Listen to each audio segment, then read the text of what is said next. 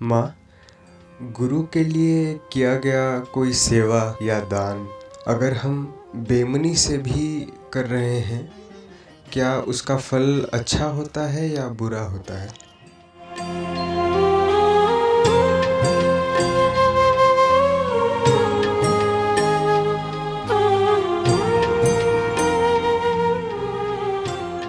तो असित का प्रश्न ये है कि यदि मान लो गुरु कोई सेवा हमें बता रहे हैं और हमारा मन नहीं है उस सेवा को करने का, लेकिन फिर भी गुरु ने कहा है तो हम लोग भय से वो सेवा करते हैं, तो उस सेवा को कहा जाता है बेमनी से की गई सेवा।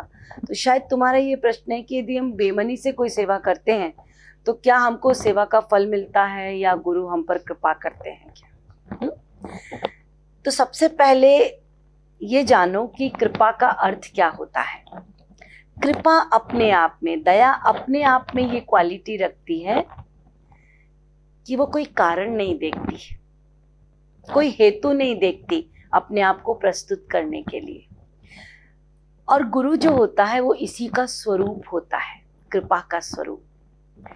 वास्तव में गुरु ये जानता है कि जो जीव है मायाबद्ध होने के कारण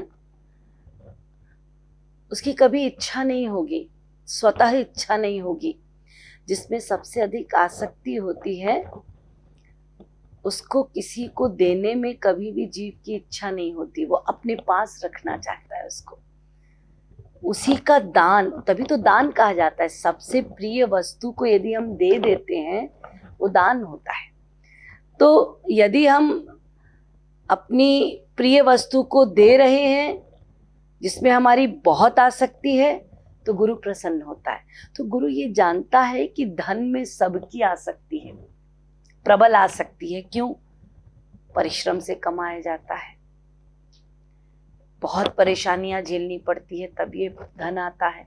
वैसे भी धन के प्रति मनुष्य की आसक्ति रहती है क्योंकि उससे उसके डिजायर्स पूरे होते हैं। वो जो चाहता है वो धन से ला सकता है। तो इच्छाएं इतनी बनाई हैं तो इसलिए डिजायर्स की पूर्ति के लिए वो चीज को छोड़ना नहीं चाहता।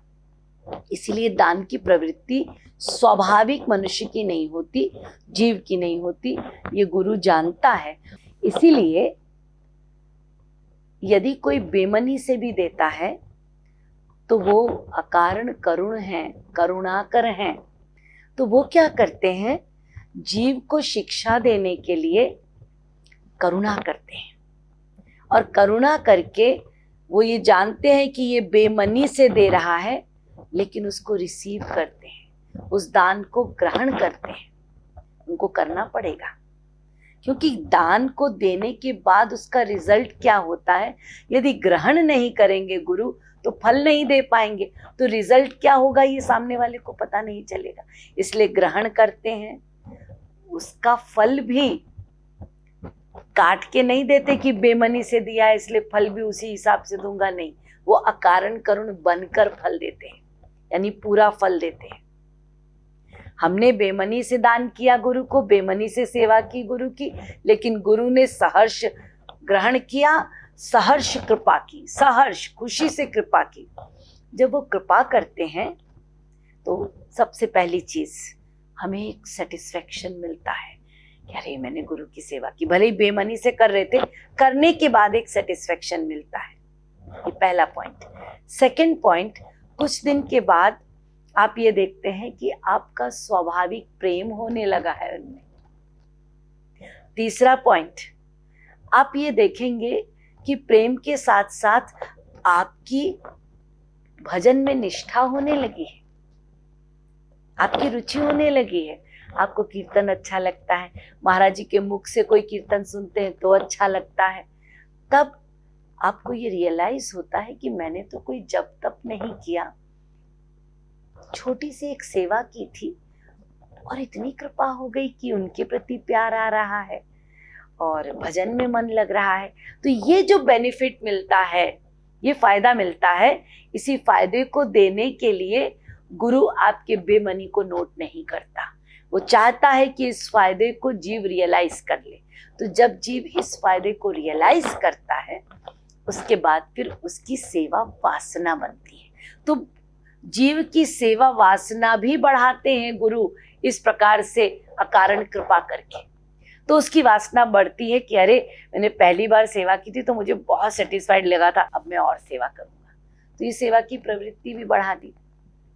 तो इस प्रकार से इतने फायदे होते हैं। तो जब फायदा होता है तो उसके बाद प्रवृत्ति बनती है कि हम और सेवा करें और सेवा करें, और फिर उसके बाद वो श्रद्धा से सेवा करता है तो उसका फल तो मिलता ही है। तो इसीलिए संस्कारवश आपको ये समझ लेना है कि मनुष्य ने कभी भी मन से गुरु की सेवा नहीं की, सबकी आसक्ति है। इसीलिए जब गुरु सेवा बताता है हमारी तुरंत बुद्धि लग जाती है, अरे क्यों बोल रहे हैं, हमारा ये है, हमारा वो है, बार बार सेवा कहते हैं। तो ये होता है, ये हमारी प्रवृत्ति ही ऐसी है। बहुत ही कोई संस्कारी जीव होगा जिसने पूर्व जन्म में खूब गुरु भक्ति की होगी, बस वही ऐसा संस्कारी जीव है जिसको गुरु धन की सेवा कहता है और वो उदार हृदय से अपने गुरु के चरणों में रख देता है, प्रभु तुम्हारी चीज तुमको समर्पित। तो ऐसे तो बहुत बिरले होते हैं, लेकिन इन जनरल हम लोग सब में ये बीमारी है। लेकिन गुरु जबरदस्ती हमसे सेवा कराता है ताकि जबरदस्ती करते करते इनका अंतःकरण जब शुद्ध होगा तो एक दिन वही बरबस या जबरदस्ती इनकी स्वभाव में परिणत हो जाएगी, वो स्वाभाविक हो जाएगी।